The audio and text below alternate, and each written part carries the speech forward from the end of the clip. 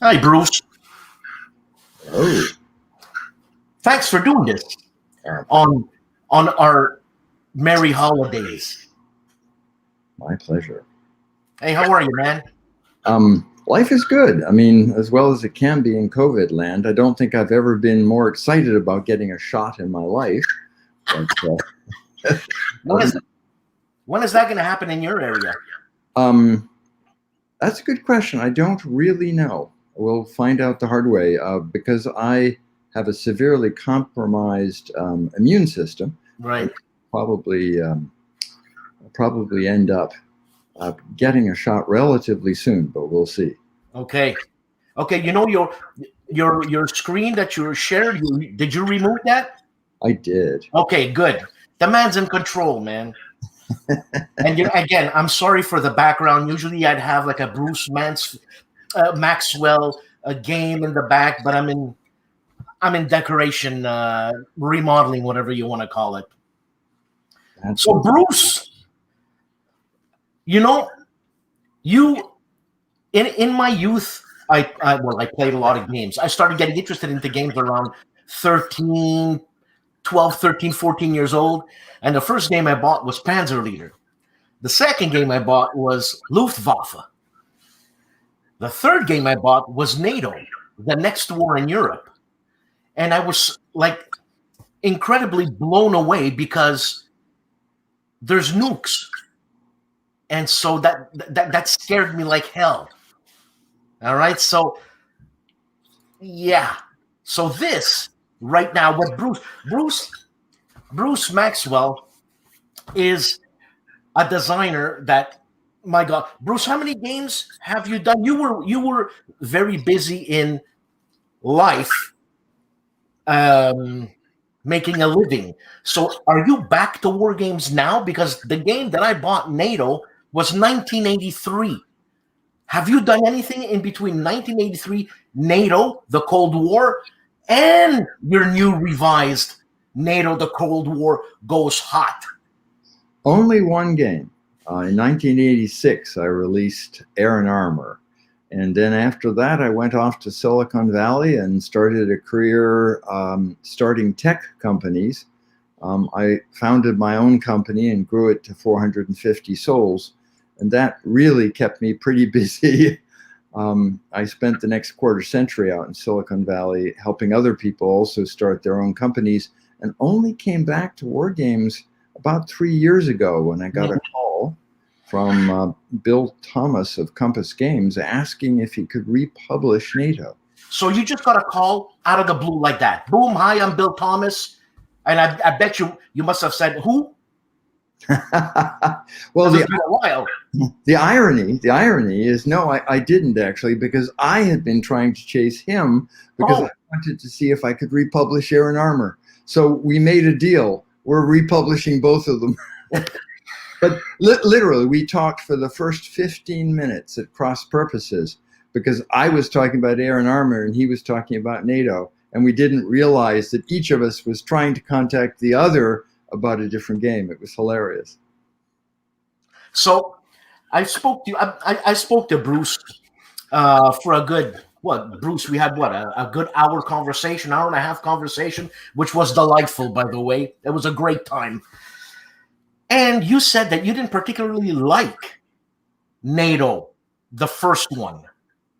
I hated that game. So it is rare for a game designer to say that he hated a game.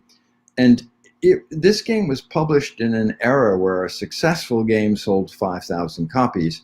This game sold 75,000 copies and was Victory Games' single best-selling title of all time. And I still hated it. 75,000 copies. Well, back then, was that a huge number? Because I know that's a huge number right now. It was a very, very large number. I Wow. think there are Okay. a few games that have sold more, but they would be games like Panzerblitz. Right. So now, you wanted to reprint the air. What was the air game you were talking about? Air game. Your game. Air and Armor. Yeah. Can you say that again? Yeah, Air and Armor. Right. So you wanted to reprint that, and Bill said, "Well, I'll make a deal. We'll reprint both of them." Now, your Air and Armor. Did you change anything like you changed in Nato? Not nearly as much. I loved Air and Armor as a design, which is why I wanted to reprint it again. So I've been making a few changes around the edges. We've certainly updated the units, the graphics. I was lucky enough to be contacted by a military officer who served on the map at the time the game is set and is now a professional cartographer. So he had all these changes to make the map more accurate, which was great. But the game system is virtually intact. Whereas because I didn't like NATO at all, I started that game over again from scratch. When you say from scratch, really from scratch there? You really, like, you emptied out the building?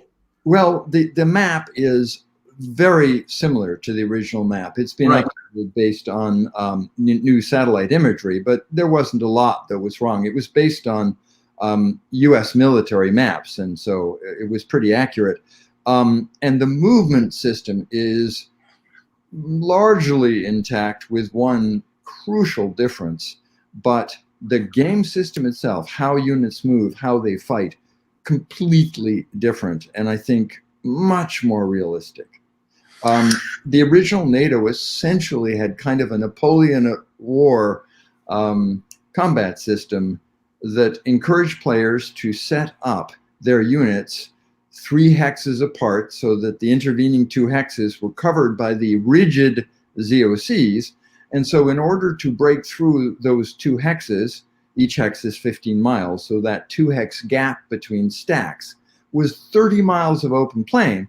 But to break through, you had to dig a NATO super stack out of a city or a river or some other nice defensive terrain. So the concept of having rigid ZOCs for modern armored warfare just made no sense to me at all. So when I sat down to take a look at what I would do with NATO to make it a game I would enjoy playing, the first thing that I did was I scrapped the rigid ZOCs. Essentially what I said is, if you leave a 15-mile gap in your, here, let's go take a look at the map.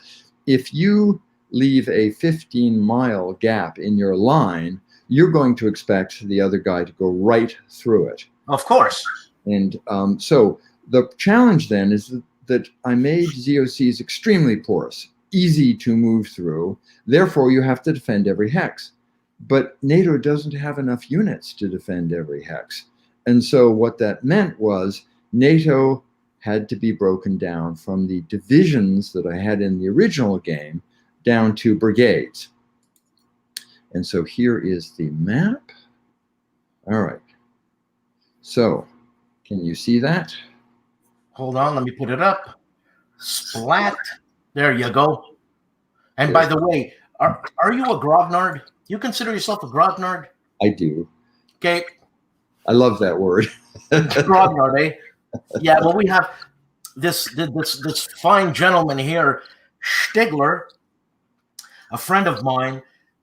He calls it as it is, man. The sign of a true grognard. He calls them ZOCs, not ZOCs. Well, so, but let's go ahead. Okay, let's check out this map, man. So one of the things that I'm a nut about is having a detailed and accurate map. And the second thing that I care a lot about is having an accurate interaction between unit types and terrain types. So in this game, terrain impacts a unit's defense. It can also impact a unit's offense, and it can further impact its ability to withstand airstrikes, and it can lastly impact whether it has to absorb a certain level of retreat or not. So there's a very rich set of interactions between the terrain and the units. And you've got major rivers and minor rivers, mountain terrain, rough terrain, forested terrain. You have minor cities, major cities, key cities, ports, mobilization sites, reforger sites. There's a lot of terrain, and you can see the terrain key running along the bottom. So really a detailed analysis of what is actually there. And it certainly reinforces the idea that the Soviets would love to make most of their focus the North German plain. You can see that lovely swath of open terrain running below Schleswig-Holstein all the way to Belgium. And so that's excellent tank country. Whereas you look at the area in the US sector to the south, that's not good tank country. In fact, the Fulda Gap really is a misnomer. As anybody who has visited it will tell you, it's not much of a gap. Now, can you run us? You know what? This is it's a simulation more than it is a game, right? Is that the way you wanted it? You didn't want to make it. Well, so it's funny. I'm gonna use a strange word here. You did not want to make it more accessible. I don't know why I thought about that, but that's okay to my head. Well, you're getting at the essential trade-off that any game designer wrestles with, which is how deep does he go into creating a simulation? Right. Cost to having a fun game. I would tell you that it is my belief that most aficionados of the Cold War know the terrain, the era, the theater, the weapon systems pretty well. And so I made the calculation that my players would demand a realistic simulation. So that really had to come first. But then the question is, could I create a fun game on top of an accurate simulation? I would make the argument, Dan, that the reason the original game sold 75,000 copies was because it was a really fun game. I would also make the argument that it sucked as a simulation. Well, is that your opinion? That's my opinion. And others are welcome to their own opinion. But as the designer, I have a special place to judge. I understand. But this game, I think, is a very accurate simulation, and it is a blast to play. And it's a blast to play because you're a bit like an orchestra conductor. I really like this metaphor. You have all of the bells and whistles, all of the violins and the cellos and the basses to conduct an orchestra, meaning to run the operations of your army. But having this ability and knowing what the right things to do are completely different items. And so I would put it to you that this is a game where a player may have to play the game 10, 20 times before the light bulb finally goes off as to what combination of instruments in what piece of music actually ends up being the really efficient way to break your enemy's forces. So it's got quite a learning curve in it, but it's fun to try. And so would you say this is a medium complexity game or high medium? I would put it somewhere around 6 to 7 on a 1 to 10 scale. It is a 7 in the sense that it's got a lot of rules. It's a 6 in the sense that the individual rules modules are pretty simple. It's just that when you're simulating World War III and you have all of these dimensions, air and helicopters and gas and strikes and assaults and reinforcements, and you have to cover a lot of topics. And so the game has a lot of topics that the rules cover. Now, we're going to have another show soon speaking about, does a game need to have a solitaire component to it for it to be attractive? Does your game have one? Or is it solitaire friendly? I would say that it doesn't have a solitaire module specifically. What I would say is it is a lot of fun to play by yourself, and I'll explain that because I can play both sides, and I can roll my army up to this hex that I'm hoping to have a breakthrough in. The game system is grand, operational, but it has a very tactical feel because each battle is actually a separate cycle. It's not great, I've got 3-to-1, roll the dice. Right.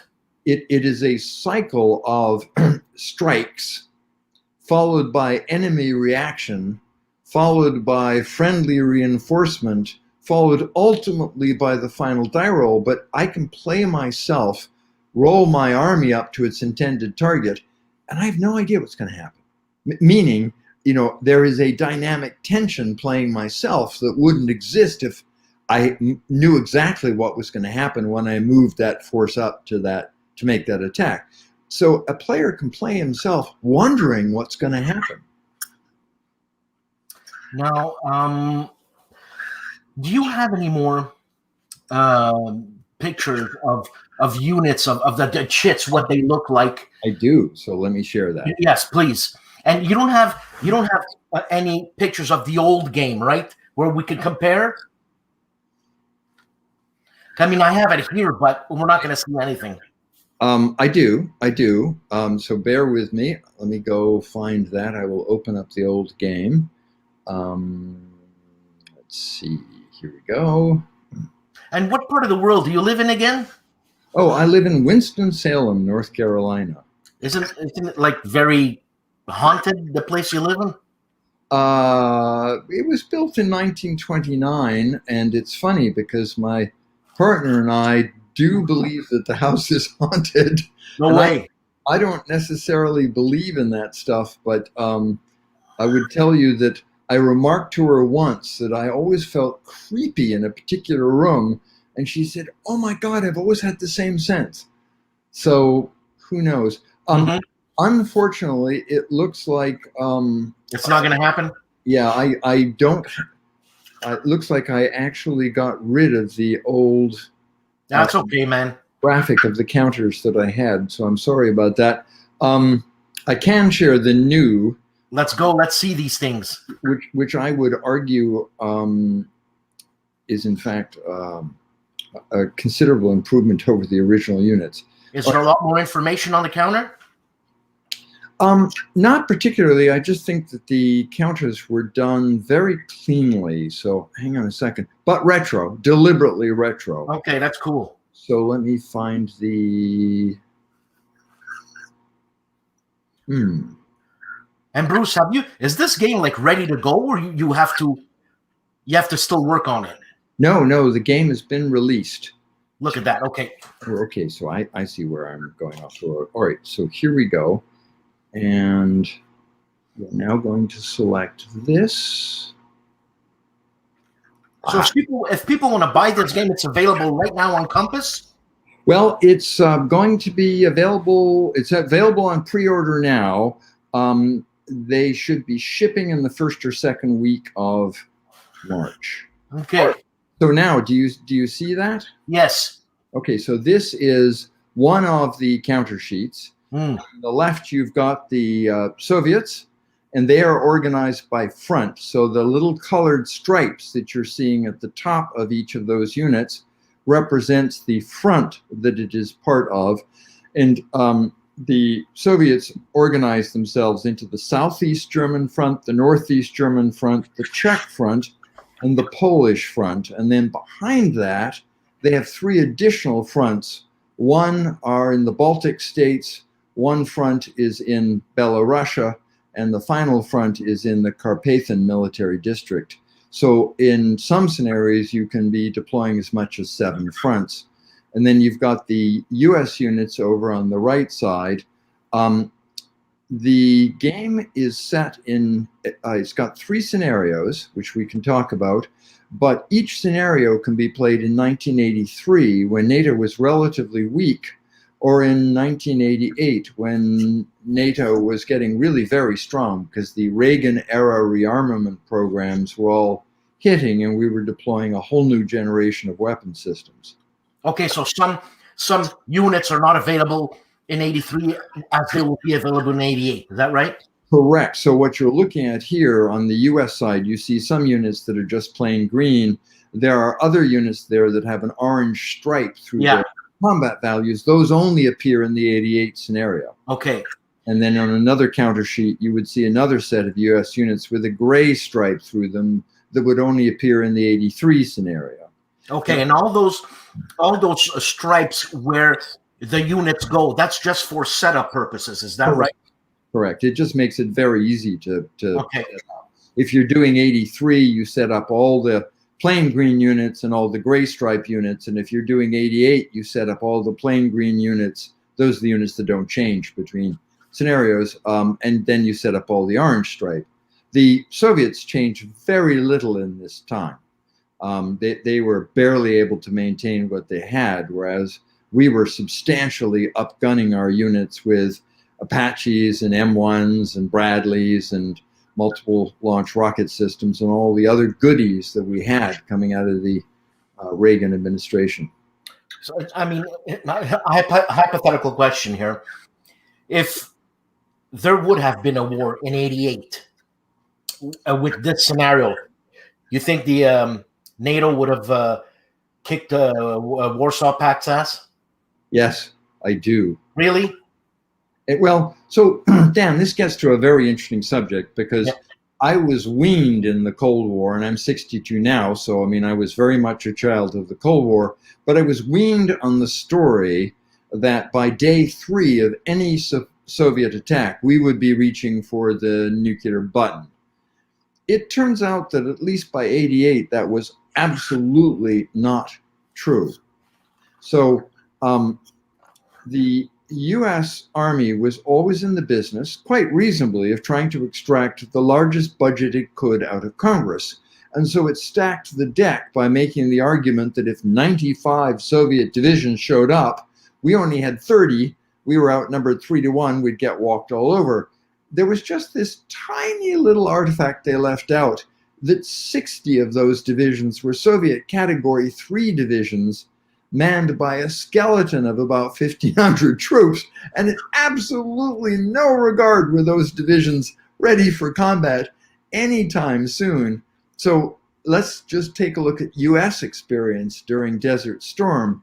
The U.S. mobilized 5 National Guard divisions. Yeah. So divisions, brigades. Yes. One of them made it over to Desert Storm in time for that war. The others all took well more than 90 days to get ready. None of them even made it to port. Yeah, no. And you could reasonably make the argument that our National Guard units are better manned and better trained and better ready for action than these Soviet Category 3 divisions. So the bottom line is, if the Soviets attacked us with anything less than complete and utter strategic surprise, we were going to get a chance to see them coming and get our units up to the border. And what the simulation says is, if we man the border, they better bring everything they have if they think they're getting through. So to quote a serving U.S. Army officer who posted something on the original game in Board Game Geek, he said, "We knew we were going to get overrun in the early 80s. By the mid-80s, we were beginning to think we could hold. And by the end of the 80s, we knew we could hold." We were talking a little bit a couple of days ago, and you brought to my attention that the nukes that can and probably would have been used, and you said in the first day, how many nukes, Bruce? Well, there is a now declassified CIA estimate, and their estimate was, without using a single ICBM, the Soviets could drop 1,000 warheads within 200 miles of the forward edge of battle and another 2,000 deeper in the theater. That's 3,000 nuclear warheads on the first day, enough to target every NATO company. Now, they wouldn't have been just going after companies. They would have been going after airfields and ports and other other strategic targets. But the point is, after 3,000 tactical nuclear warheads have dropped in theater, there's really not much to fight over. Well, hold on. Are you saying 3,000 just on the Russian side, or you're making an amalgamation? Just on the Russian side. Oh, and so that is artillery shells, tactical missiles, and intermediate range ballistic missiles, but not a single ICBM. The concept would be they would plaster Western Europe, hold their ICBMs, and basically say to the US, you know, we'll use our ICBMs on you if you retaliate on us. Meaning, okay, maybe our troops in Eastern Europe would be fair game, but you're not nuking Mother Russia, or we're launching the ICBM. Right. Now, is there a possibility to have that scenario in this game? It is and it isn't. I hated nuclear I know. war and nuclear rules and didn't think there was any point to modeling them, but I had 45 playtesters on the newly revised game, and I'm a great believer in the wisdom of crowds, and my playtesters were all saying, Bruce, you can't have no nuclear weapons rules. Nuclear war was a very real threat that each commander had to worry about. You've got to give us realistic rules. So I thought about that, and I came up with this mechanic. You can drop a nuclear warhead on a hex, and you will generally wipe out everything in that hex. There's a small chance of survival for an armored unit. But then you have to roll a 6-sided die. And so if you roll a 1 after having just dropped one warhead, you've just triggered Armageddon. There is a strategic nuclear exchange, and you lose the war decisively. But if you get away with that warhead, you're good. That means if you roll a 2 to a 6. Correct. Having Now, dropped one nuke. Okay. Correct. Now, if you roll if you drop a second nuclear warhead, now you're up to triggering Armageddon on a 1 or a 2. Right. Okay. Very interesting. You can drop up to 5 nuclear warheads, but boy, are you taking a risk. Now, your opponent. If your opponent matches you, so you drop 1, he drops 1, he doesn't have to roll. That's just tit for tat. But if you drop 1, he drops 1, and then he drops a second one, now he's up the ante. Now he does have to roll, and on a 1 or a 2, he loses the game. Oh, so the nuke that he retaliated with that was not on subject to the roll. Correct. Now, if he drops one, having retaliated, up. So okay. Yeah. So whoever ups the ante is taking the risk, and the assumption is that tit for tat is not going to trigger Armageddon. So if that happens, why don't I just wait for him to shellac me 5 or 6 times with nukes and take my chances on him bringing on Armageddon and losing the game? Why wouldn't I just do that? Well, because tit for tat is free. In other words, if he drops 3 nukes, you can drop 3 back with no risk to yourself. That's right.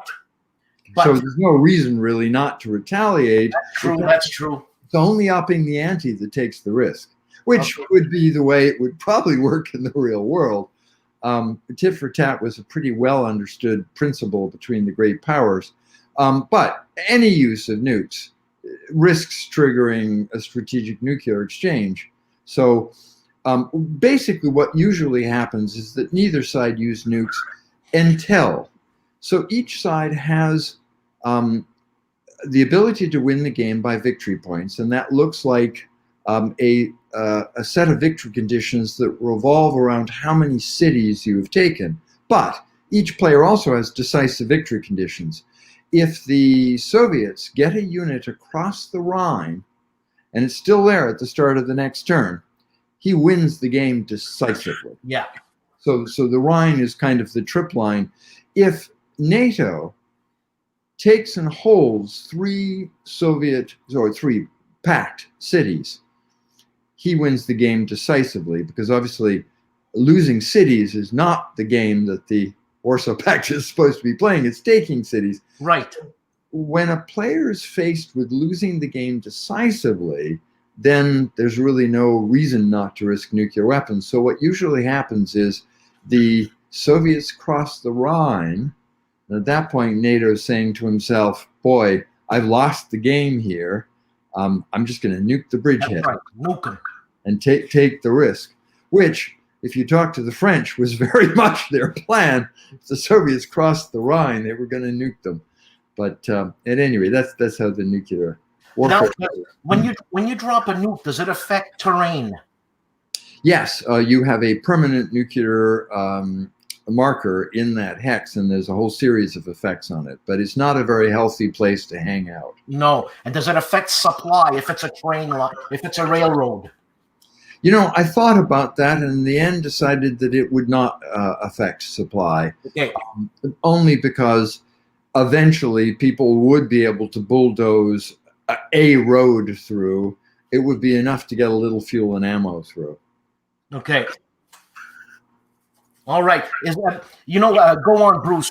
Let's discover more of this game here. Yeah, let me show you some of the setups, and then let me give you an example of what the game looks like after a couple of turns of play. Would that serve? Yeah, go ahead, man. All This right. is your show. All right, so I'm going to bring up. So we're going to take a look at. Let's see, strategic surprise. Did you have a good Christmas? Thank you, I really did. Are you a foodie? Oh God, am I a foodie? I love to eat and I love to cook. So yes. What's funny, you don't look like you love to cook and you love to eat, Bruce. Trust me, I find that I am putting on a lot more weight than I ever wanted to. All right, so here is the strategic surprise scenario. And whilst I'm at it, let me open up the other ones. And then we can have some fun taking a look at how this plays out. So the first thing that we're going to do is we're going to take a look at the setup for the strategic surprise scenario. And so in this scenario, both NATO and the Warsaw Pact start in their barracks positions. And why am I not seeing strategic surprise? You're gonna have a screen to put up? Yeah, I'm trying. It's funny. The All right. Let's see what happens. The challenge here is that I am not seeing the window that I want to see. So let's try this again. Screen share.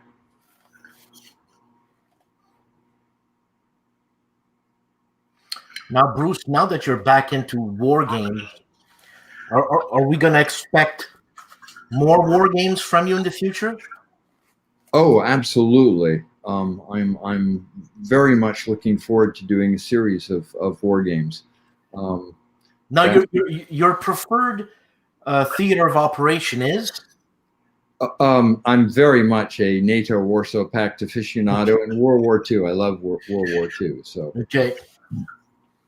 So let's see if I can now get this to work. So share screen, and now where is my strategic surprise? There we go. Okay, so that is, got it. All right, I just had to refresh the menu.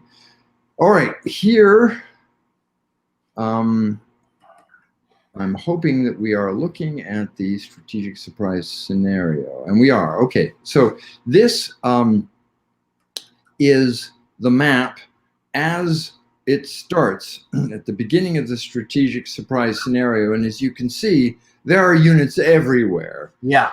You've got lots of pact units in their barracks positions. You've got lots of NATO units in their barracks positions. At the beginning of the war, the NATO player rolls for each one of his national armies.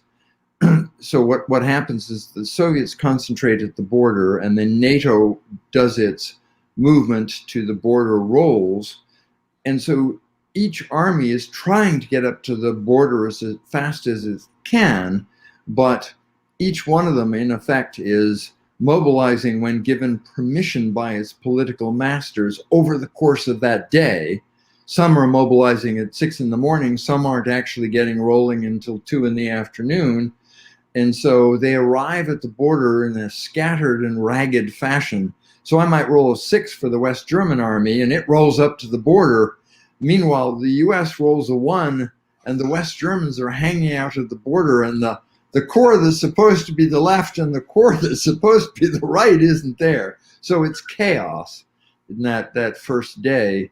The other challenge that NATO faced in its first day is that there was a lot of terrorist activity at this point in time. You had outfits like the Baader-Meinhof gang and the Red Army faction running around. So all of our munitions were kept in depots under lock and key.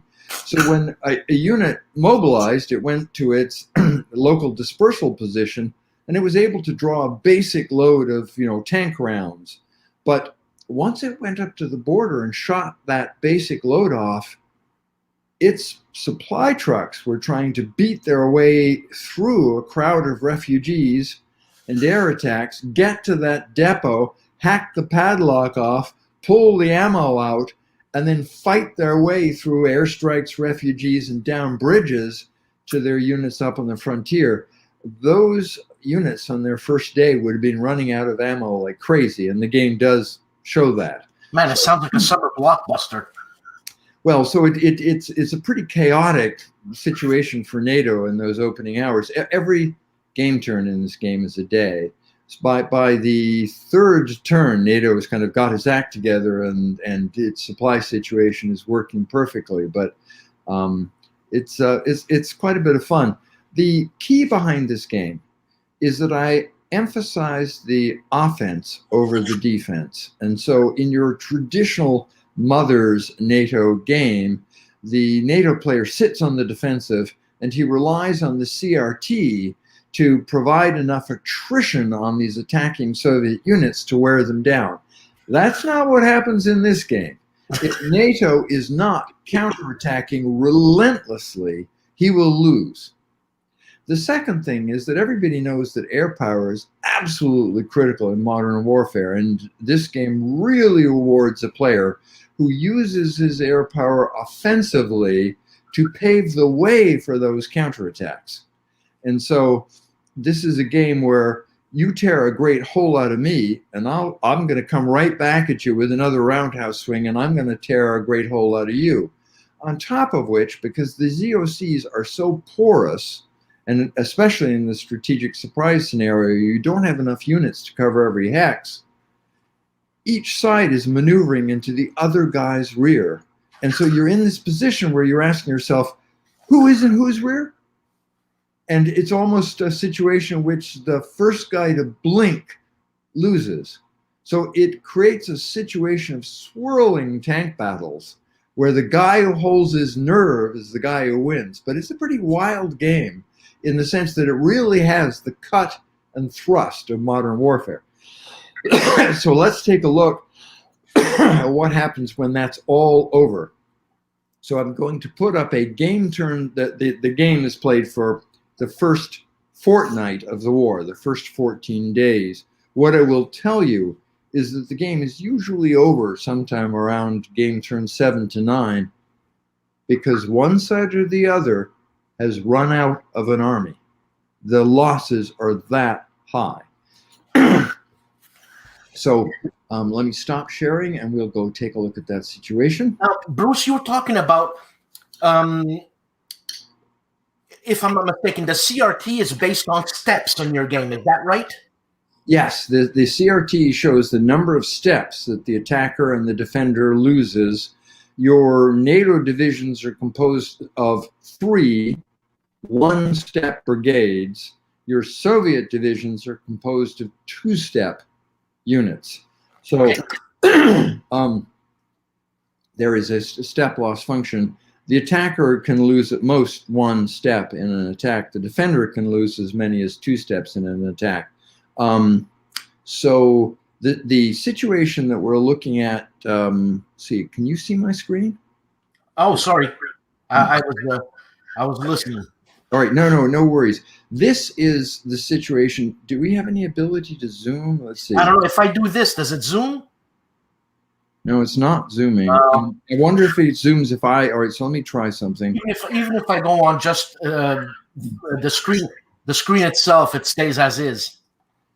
Okay, so I'm going to zoom in and then maybe. All right, so are you seeing any zoom in? I see nothing. I see the screen, but no zoom. Okay, all right. Well, then it may well be that we're not going to get a chance to see this. But the situation here is that the Soviets have gotten all the way to the Rhine in the North German plain, but there is very, very little left. So what I am going to do is I'm going to try and share my screen and just zoom in on this. And with a little bit of luck, this might work. Yay. That's good. All right.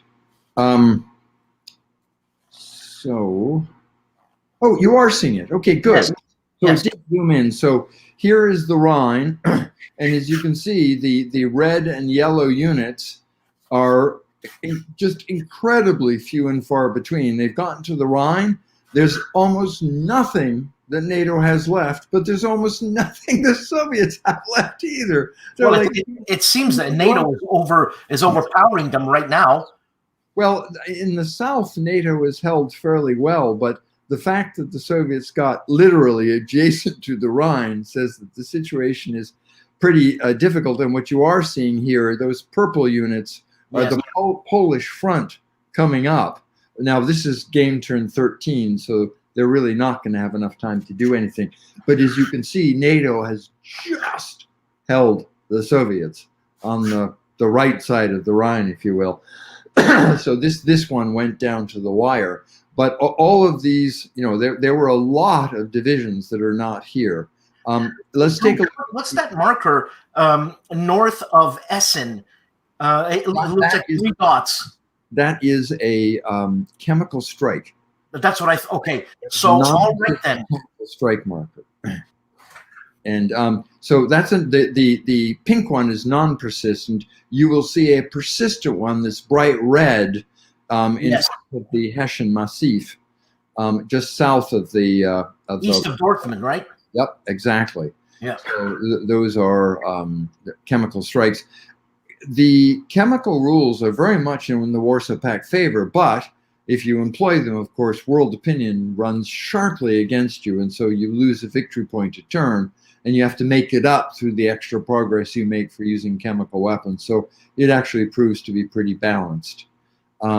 Let's take a look at the extended build-up scenario. Now, in the extended build-up scenario, each player has had 80 days of brinkmanship, during which we've been mobilizing the National Guard, and Europe has been mobilizing its reserves, and the Soviets have been mobilizing all of those Category 3 divisions in their Western military districts.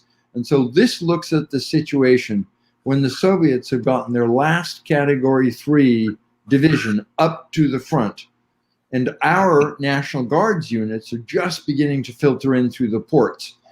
The advantage for the Soviet player is they have everything. So here is their 90 plus, it's actually 96 division scenario. However, they've given NATO 80 days to dig in at the border. So the front line along the border, those border hexesides, are fortified hexes. They are mined. They have multiple layers of anti-tank ditches, bunkers, kill zones, tank berms. NATO is ready and waiting, and that is not an easy fortified line to get through. People forget just how fortified an army could become in a very short time. It is interesting that if you include the reserves, about 1/3 of West Germany's units were engineers. That was not an accident. And their engineering units were essentially called wall masters, meaning they built obstacles, barriers, and walls that were designed to prevent the enemy coming through. The West Germans are estimated to have had somewhere in the neighborhood of 4 million mines. That's not counting the mines that the Brits had and the Americans had. The Americans confessed to having a mine inventory of over 18 million mines, many of them over there. So if you give NATO 80 days to dig in, you have millions and millions of mines going in on that border, each one quite capable of taking out a Soviet tank. So people don't generally twig to this, but the mines would have been the Soviet tankers' worst nightmare, not our ATGMs. Anyway, I'll stop blabbing and focus on. No, that's incredibly interesting. I'm absorbing this something fierce. So I'm going to take a look at the extended buildup scenario, and this is a wild view. All right, so enable that. Now, before, where you saw this, kind of scattered set, This ain't scattered. Focus. So I'm going to go zoom in on this. Let me get to the right window. My God, all those units, if that were really to happen, that's enormous. It is. I mean, this would be, truly a cataclysm. Bloody hell! But the Soviets are stacked 2 divisions to a hex. NATO has got 2 to 3 brigades in every hex, and it is a slugfest. The Soviets have brought up 7 artillery divisions. They've got 7 attack helicopter brigades. They have absolutely massive firepower. But the problem is that those border hexes are fortified, and they are extremely difficult to take. So this one is all about the Soviets trying to wear NATO down. This is very much a war of attrition, trying to wear NATO down enough to breach that line, because once they can get past the fortified line, now they've got options. But as long as NATO can hold that line of mines and anti-tank ditches, the Soviets are facing a very unfair, if you will, combat situation, and they're going to take horrific losses getting through, which, as we know from the Syrian attempt to breach the Israeli fortifications on the Golan Heights, the Syrians took appalling losses going through those fortifications against a relatively small number of Israeli tanks. All right, so if we look at this situation, what does this look like a little further on? I'm now going to show you the extended build-up scenario after 9 game turns. So let me go back and stop sharing, and we will share again. Now, Bruce, again, a question just like that. You were talking about all these mines, millions and millions of mines. What's happening today with those mines? Oh, that's very interesting. So there was a major push across the world by activists to prevent the use of mines, and it was actually fairly successful. Most states ratified a treaty, a United Nations treaty, that bans anti-personnel mines. What very few of the major powers have done is accept any ban on their use of anti-tank mines and also cluster munitions, which are essentially mines that can be delivered from the air by a rocket or an artillery. So saying, well, we won't use anti-tank mines, but we're okay with cluster munitions, doesn't really help very much. But take the West Germans. They have destroyed all of their inventory of anti-personnel mines, but they have not destroyed all of their cluster munitions, and they have not destroyed their anti-tank mine inventory. So the world is a safer place, but not nearly as safe as it could be if we had no mines. What was interesting is that we used mines fairly liberally in Operation Desert Storm. So did the Iraqis. And we found that mines were pretty inhibiting to ourselves. There were several cases where we had plastered Iraqi positions with the minelets that our multiple launch rocket systems deliver, and then we had to drive through those same areas, and it severely retarded our own movement. So we, U.S. generals, learned at that point, maybe we're okay if we don't use mines. And so it did prompt a small change in U.S. attitudes towards the use of mines when we realized that they could hinder us as much as anything, which brings me to gas, because chemical weapons have many of the same properties. Everything that I've been able to study about chemical warfare indicates that it is as much a problem for the attacker as the defender. Imagine that both sides are buttoned up inside their vehicles with the hatches closed and an overpressure system on. So their only visibility of the world is through their slits and their periscopes, right? So one side is in defensive positions. They know where they are. They have a clear field of fire that they've been looking at for hours, and they're waiting for something to appear in it. Those guys are going to be pretty effective. Now you've got the attacker who's also buttoned up. He's blundering his way forward, and he doesn't have excellent visibility. His first warning is probably when the tank next to him blows up. Now he's furiously scanning, trying to see through his periscope where that round came from. So it is highly likely that the Russians, if they use chemical warfare, wouldn't have used it to attack the units to their front. They would have used it for two purposes. One, they would have used it to guard their flanks so that they would be operating a breakthrough and running through the hole they just punched, and they would be dropping persistent chemical weapons to their flanks and daring NATO to try and come through it. The other excellent use for chemical weapons was on NATO's airfields, because the Air Force really wasn't well prepared to deal with chemical weapons, and a pilot in a mop suit is just another piece of furniture in the ready room. There's no way you're climbing into an F-16 in a mop suit, right, that thing for hours. You die of heat prostration. So plastering our airfields with the occasional chemical weapon would have been really a very effective way. The only defense against it would have been to disperse our aircraft to smaller and smaller airfields and smaller packets, which would have made our sortie rate much lower. It would have been a lot less efficient for us. So there were good uses for chemical warfare, but hitting the guys you were about to attack probably wasn't one of them.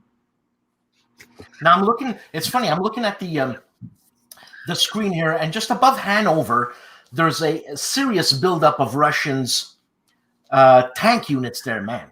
Yeah, they have just broken through in the north, broken through the fortified line, and are just beginning to advance. This is game turn 9. This is day 9 of this conflict. So okay, I'm assuming the Russians are winning here. Not necessarily. At this particular point in the north, NATO hasn't lost very badly. It's in the south. We'll pan south in a sec that NATO's in trouble. But for day 9, as you can see, most of these Soviet units are only 2, at most 3 hexes from the border, 9 days into the war. So that fortified zone really held them. But in the south, so let me pan down. Let's see. So we want to find the window for extended buildup. Here we go. So we pan south. Okay. So now here in the south, let's go. All right. Yeah, NATO's gone there. So now in the south, the Soviets broke through the fortified line much earlier. They've taken Munich, those 2 hammer and sickle markers, and they are approaching Stuttgart. So, you know, the French are defending here, and the French are only a few hexes from the Rhine. So in the south, the Soviets are distinctly winning this game. I have played versions of this where NATO was able to hold the fortified line. And in the end, the Soviets had bounced and they'd never broken through. But this is an example of a scenario in which the Soviet player has done pretty well, and he got a clean breakthrough in the south, and he's heading towards the Rhine. He would have won this one decisively. Yeah. But it is quite possible for NATO to hold the border, and the Soviets just wear themselves out, and ultimately they just can't get through that fortified zone.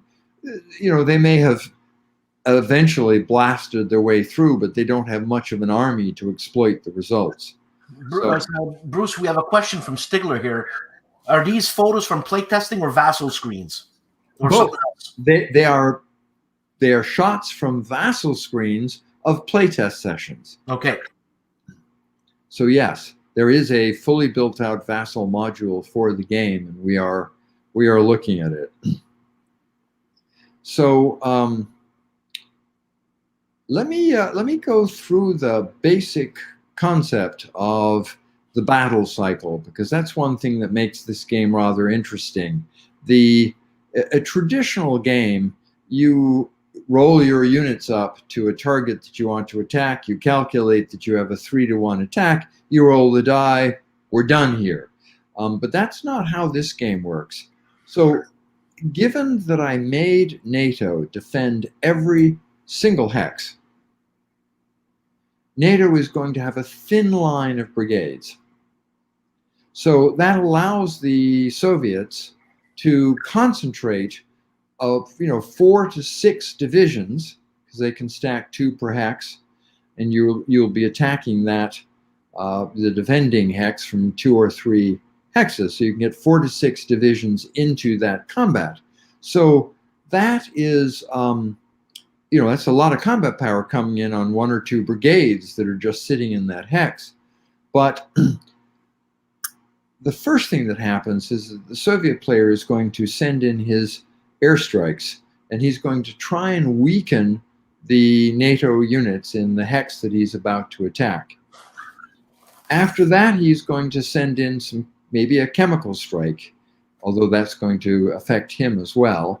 After that, he might send in an artillery strike with an artillery division. So he's really softening up that hex. But then NATO gets defensive air, and they may throw in an airstrike to weaken some of the attacking Soviet units. And then NATO has something called reaction, where NATO can take a brigade in an adjacent hex and react it sideways into the hex under attack. Because as you know, in modern armored warfare, you defend your front line relatively lightly. The objective is to figure out where the enemy's main axis is, where his main effort is, and then focus on defeating that main axis. So the assumption here is that NATO can move brigades laterally to reinforce areas that are threatened. And so NATO also has the ability to bring in its own attack helicopters. So each side is throwing in resources. So I may roll an army up and say, my intention is I'm going to attack that NATO hex. But between all the different strikes that each side has that might intervene in that battle, the intervention of attack helicopter brigades, NATO reaction, I have no idea what's going to happen in that battle. The best I can do is marshal as many of my resources as I can and throw them into the battle. But there really is a wide range of outcomes that are possible when that happens. And so it makes each individual battle a tactical exercise and kind of fun, but you're using very limited resources. So yes, I could throw an air point in there, but I only have 6 to 8 air points across my entire line. So am I going to use it there, or am I going to hold it for some other purpose? And is air power abstracted here? Yes. Each player has 2 pools of air points, and the air points represent the air power that makes it through the other guy's defenses. So I ran a computer simulation, and it has an ebb and flow of air points based on the scenario that is being run. But rather than have a detailed air game, all I'm doing is giving the army commanders the actual results of that simulation that tell them how much air power actually makes it through to strike the targets that he's saying to his air counterpart, I need those struck. Those pools come in 2 flavors. You've got a pool of tactical air points that can operate within 5 hexes of the front line. And then you've got a pool of operational air points, much more limited, that can strike anywhere on the map. The tactical air points are usually used to intervene in battle. The operational air points have strategic uses, particularly in the case of NATO, hammering the Soviet rail net and preventing their supply from moving forward, which is, of course, what the Air Force said it would always do. And in this game, a NATO player who is really assiduous about using his operational air points for that purpose can really hamstring his opponent in the second week. The challenge, of course, is not using that air power to survive the first week. And so that becomes the trade-off. Wow, you got me into this game, Bruce. It's a really fun cut and thrust game.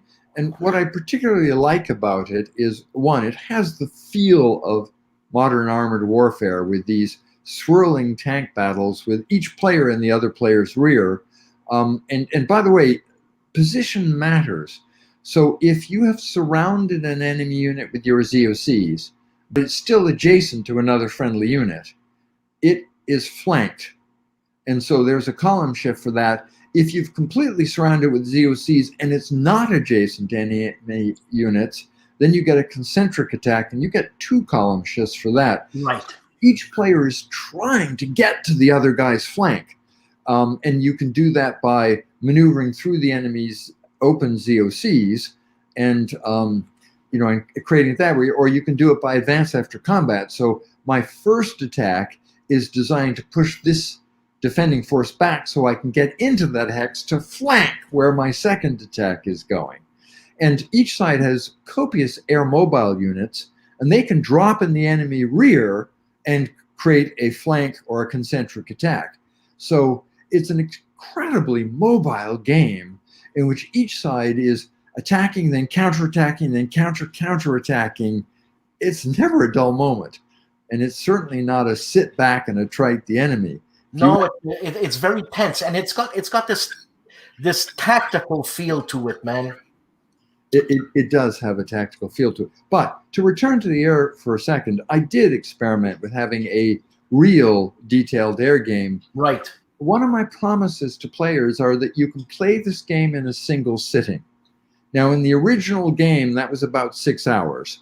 I want to say that it can be 6 hours here. It could be 8 hours, but it wouldn't be more than 8 hours. So somewhere in 6 to 8 hours, you can finish this game.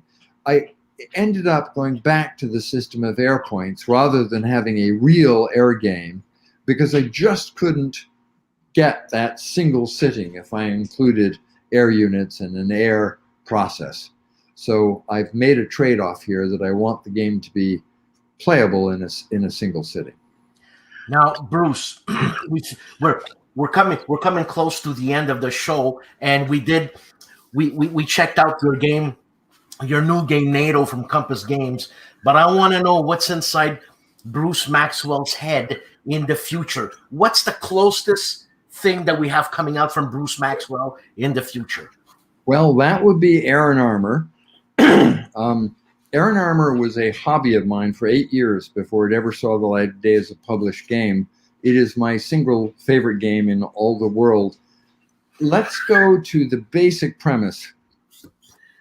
In a conventional war game, you can see every unit that the enemy has on the map, and you have a very good idea of what those unit capabilities are. So there is no fog of war. But there is in Air and Armor. And that fog of war is created by 2 separate factors. Factor 1 is that every unit on the map has a step counter underneath it. And that step counter can have a value from 0 to 9. Each step is a company. So I'm looking at this counter that you have, and I don't know whether it's a dummy, it's a single company, it's a battalion, or it contains 9 steps and it's an entire Soviet tank regiment. So I'm looking at what you have on the map. I have no clue where your actual forces are. The second thing is that each player can conduct one of 4 types of operations: a hasty attack, an assault, a reserve operation, or a march operation. And obviously there are dice modifiers to whatever you choose. Is that right? Well, each operation has a very different structure of movement and combat. So, for instance, with a march operation, I can move. I'm not attacking anything because I'm putting my units in column and telling them go here. Whereas with a hasty attack operation, I can move and attack, but I also can't throw a whole bunch of artillery or helicopter support behind that attack because it's hasty. I'm throwing it together. Whereas with an assault, I'm being very deliberate. I'm not moving those units very far, but I can back them up with everything I have. So the bottom line is each side can see what the other guy has, but he doesn't know whether it's a real unit or not, and he doesn't know what operation it's going to conduct. So he doesn't know, is that a unit conducting a march operation, in which case, I don't care, it's not going to attack me this turn, or it's got an assault planned, in which case, ooh, that's a deadly unit because it's backed up by an attack helicopter regiment and an entire army artillery brigade, and if it gets next to me, it's going to do a lot of damage. Now, so, do you have pictures of that? I do. So we'll begin by opening the units, and I will confess that I love these units. I think they're absolutely beautiful. That's not this, right? Right. No, hang on. So I'm going to stop sharing, and I'm going to share the screen, and we will go to Air and Armor. Okay.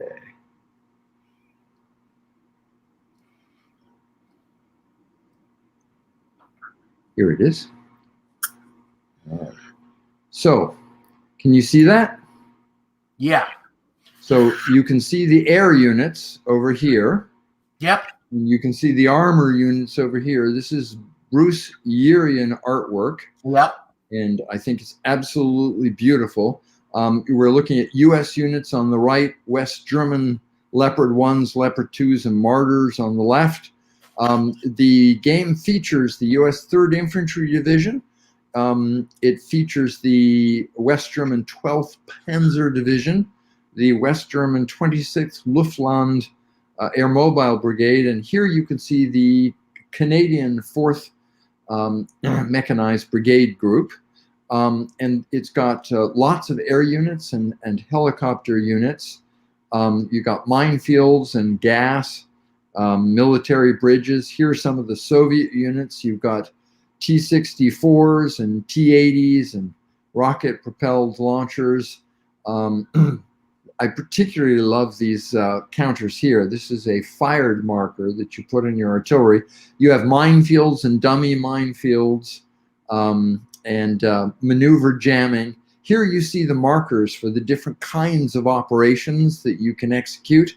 Those markers are pre-planned by the Soviets, so they give every one of their regiments a mission, but they hide that mission from the NATO player and reveal it only when they actually execute the mission.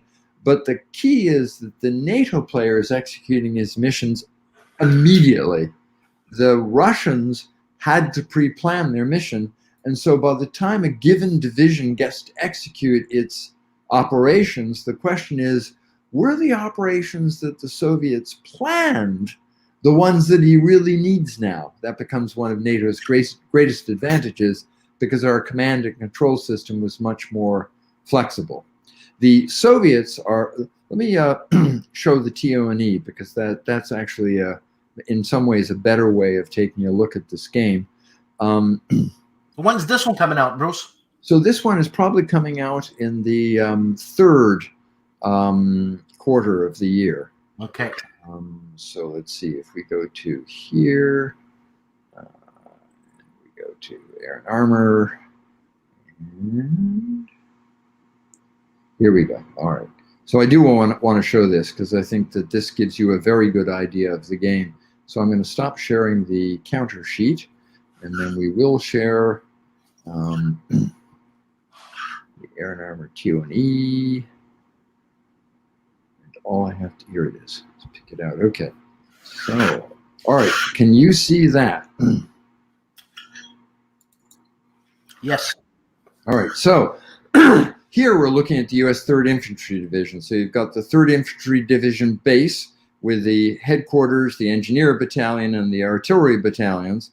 And then you've got the 1st Brigade And then below it, you've got the 2nd Brigade, and then you've got the 3rd Brigade up here. You've got the 72nd Field Artillery Brigade, which will support it. You've got a squadron of armored cavalry, and you've got the Canadians. And then below it, we have the 12th Panzer and its respective brigades. Each color stripe indicates the units of a brigade. And the movement is alternating. The Soviets move a division. The NATO player moves a brigade. The Soviets move a division. The NATO player moves a brigade. So it's highly interactive. Here we see the Soviet 39th Guards Motor Rifle Division and the 57th Guards. So you've got each of their regiments. And then below it, we have the 79th Guards Tank Division and the 27th Guards Motor Rifle Division. And then we have the East German 4th Motor Rifle Division. So it's kind of fun to have an East German division in here. And we've got the 35th Guards Air Assault Brigade. So there's a lot of air mobile action. And then we have what the US was always afraid of, the Soviet artillery. So you've got a Guards Artillery Brigade and a multiple rocket launcher brigade. And let me share the map. I'm extremely happy with this map. I had mentioned that I had a cartographer work on it, so that was kind of neat. So I will bring that up, and then we can call this a wrap. But here is the map. Okay. So I'm going to stop sharing the TONE screen. We'll share the map. Right. And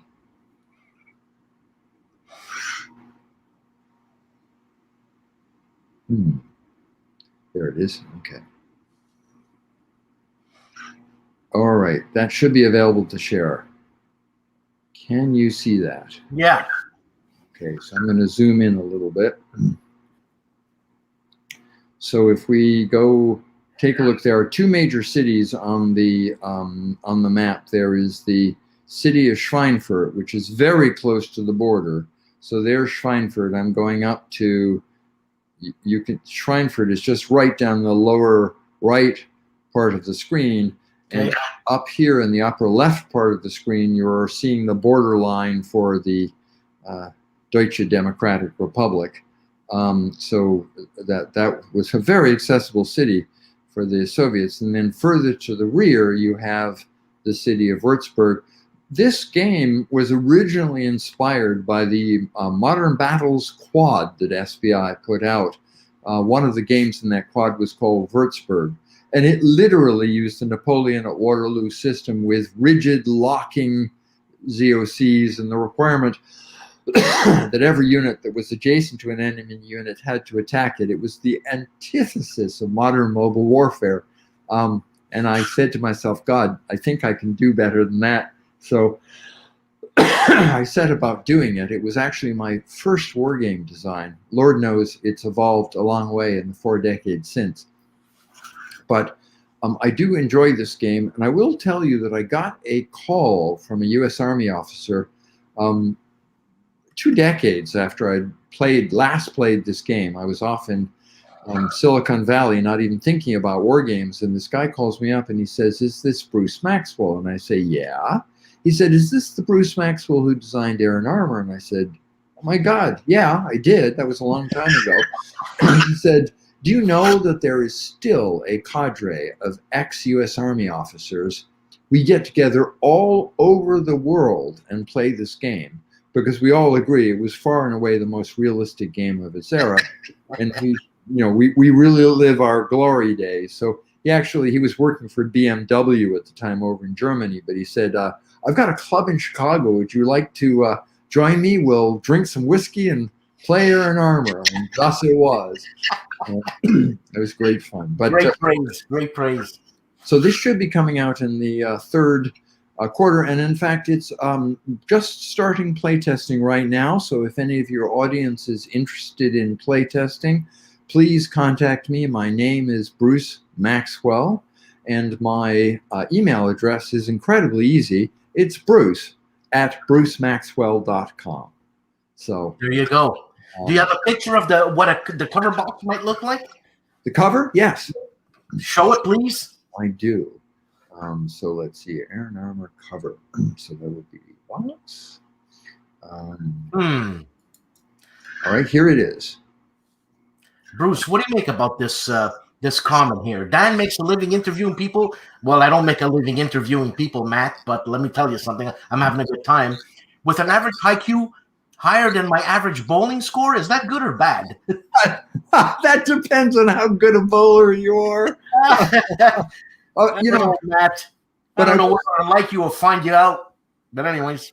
I will say this, though. I genuinely believe that wargamers tend to be on the above average IQ side just because we're running the software of a game on the operating system of our brain. And, you know, to be able to digest a 60-page rules book and keep all those rules in context and play them effectively. So unfortunately, I do not have a picture. Man, I only have a picture of the back. So let's see. You know what? What? I do believe that I can bring it up. I'm going to have to go to base camp where we keep all this stuff. But if I go to base camp, I think I can bring it up. So let's see. Iron Armor, home. And then, yep, this will work. All right, so let's see. You know, Stigler, you freak me out. I never would have thought about that. All right, here we go. All right, so now I need to figure out how to share the right tab. Crap. Let's see. All right. So, Bruce, you're saying Bruce Maxwell will not be an obscure name anymore in the land of war games? Oh, who knows? I put my jeans on one leg at a time, but I am back in the game. You know, it was funny because I left wargaming thinking that the computer was going to kill the war game. I was like a man in a time capsule off in Silicon Valley for 30 years. I come back, I get that call from Bill Thomas saying, hey, we'd like to publish your game. And I'm thinking to myself, war game? People still play war games? Seriously? Really? How fun is that, man? And yet they are. The hobby is, I mean, we're all graying a little bit, but the hobby is alive and well. So, yes, it is. And that's wonderful to see that it still is. All right, so I'm going to share my screen here. With a little bit of luck, I can find, here we go. Okay, and it's up. Nice. So there are a bunch of BMP2s with an A10 overhead. Yeah. Obviously, that's not a real photograph. It's a composite put together. But I did love that. And please log in through the Google Home app. So that's great fun. And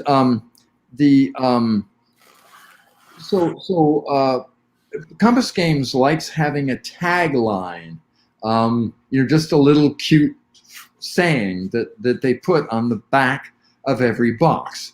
And so John Kranz said to me, Bruce, I need a tagline. What can you come up with? And it's typically something like, you know, 1,300 Soviet artillery barrage opens up or something. But I always like to introduce a little bit of humor. So here's mine. 1,500. Commander. Oh, thank God. Help has arrived. Gunner. Well, those aren't ours, sir. Oh, that was very visual. Yep. Great fun. But the one for NATO I particularly like, the tagline for NATO is, if I could do that, sir, I wouldn't be whispering in a cellar. So anyway, he's lost all his tanks and he's hiding out in the cellar. But at any rate, good fun. Dan, thank you for the chance to share. Hey, wait, let's answer this last question here, Bruce. Yes.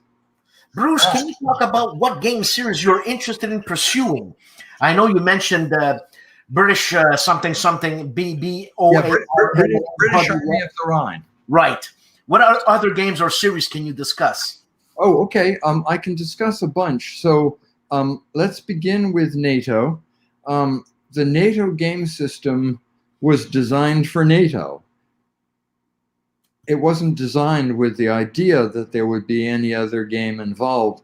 It is such a neat, versatile game system that I am itching to put it to use in another theater. We were talking about the possibility of putting it in Korea in the 80s, which would have been a very similar situation. But one of my favorite scenarios, but it's an incredibly difficult one to really simulate, is France in 39. Sorry, May of 40, France 40.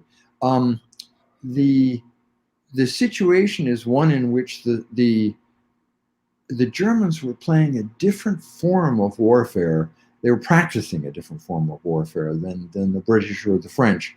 And the NATO game system would really work very well in that setting. With Air and Armor, I happened to mention to Compass Games that I'd always wanted to do the British Army of the Rhine. And John Kranz was just, in that moment, he said, that's got to be your next game. Let's do British Army of the Rhine. So that would be a lot of fun. Würzburg is a fairly dense map. It's got a lot of forest and cities, and it's not easy terrain. The British Army of the Rhine, you got the North German plain. So I mean, it's a challenge to defend there. What people don't understand about the North German plain, though, is if you look at it, from 50,000 feet, you're looking, wow, big open plain. Not so fast, Quick Draw. Every mile or so, there is a hamlet. And that hamlet contains a bunch of buildings, and those buildings are made of stone blocks. They're little block houses a mile to 2 miles apart with open fields of fire. It would have been an ATGM paradise. So the North German plain isn't quite the romp that you might imagine that it could be. But I am also under contract with Compass Games to take the Air and Armor system and bring it back to World War II. Mm-hmm. So my idea is to simulate a series of armored battles back in World War II. Let me give you an example of two that I'm very excited about. During the North Africa campaign, and in particular I'm talking about Operation Crusader, the airfield at Sidi Rezegh changed hands 7 times over the course of that battle. What an amazing simulation I could make out of seriously. Right? There's another one which isn't well known, but is a battle I've always wanted to simulate. Shortly after Christmas, after Bastogne had been relieved, a U.S. Armored Division, I believe it was the 6th, blundered into an SS Panzer Division. And there was an incredible battle fought at almost point-blank range in the middle of a blinding snowstorm. And I think that might be a fascinating battle to simulate. But then, of course, I mean, elements of Manstein's backhand blow in front of Kharkov. I mean, there's some the actual opening Soviet counterattack against I believe it was the 11th Panzer in the first week of Barbarossa, where the Soviets actually got off a fairly credible counterattack. The Luftwaffe shattered most of the combined arms corps, the mechanized corps that the Soviets were using before they actually were able to connect with the Germans. But the possibilities in that are really amazing. So there's some lovely scenarios that haven't been done before that I could use the Air and Armor system for. So I am looking forward to many years of producing games that hopefully people will have fun playing. Great, man. We were talking also a few days ago, and we were saying we hope these conventions open up again soon, so we can have these games in our faces, and I hope it happens. Get together again. I mean, I've got a bunch of buddies that I'm used to seeing. I know. It's I'm tired of this. I'm waiting. I don't know what I'm waiting for there, but I'm just waiting. Well, I think you're waiting for a shot.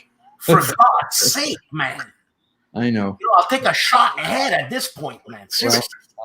all I can say is I hope that the bloody virus doesn't mutate again. So I've got my shot, and I'm waiting for them to develop another. Yeah, we just got news from our province next door that they've just found the mutated version of it, the same one that they had in Britain, in England somewhere. I don't know. Anyways, yeah, no, it's not good. nah. Hey, Bro. does your audience have any other questions? Anybody out there? Guys, you got any other questions? This is it. We went over half an hour because that's what we had to do. All right, no worries then. Well, Dan, thank you for the opportunity to talk about. Thanks a lot, and I thank John Krantz for giving me this opportunity. It's great, and I'm glad I got to know you, Bruce. You know, you're like a buddy from another country. You know what am I saying? We had such a good conversation just a few days ago. I really enjoyed that, Dan. So did I. Anyways, if you have anything new, anything that I can help out with and share, please let me know. It's going to be my pleasure. And okay, cool. Well, maybe when we have some Air and Armor play tests that I could share, we could do. Yes, something. please. Yeah, I mean, we don't have to look. It could be impromptu. Also, it could happen. Like, hey, Dan, can we do this now? Let's do it. That works for me. Bruce, stick around. Thank you very much. All right. Comment people. I call them the Peanut Gallery, but they're not the Peanut Gallery. That's what they used to call me. Whatever. Thank you for participating in this, and we'll do this again, Bruce. So stick around. I'm going to do my famous outro, and it's famous. And I'll stick around, Bruce. I will. I'm not going anywhere. See you guys.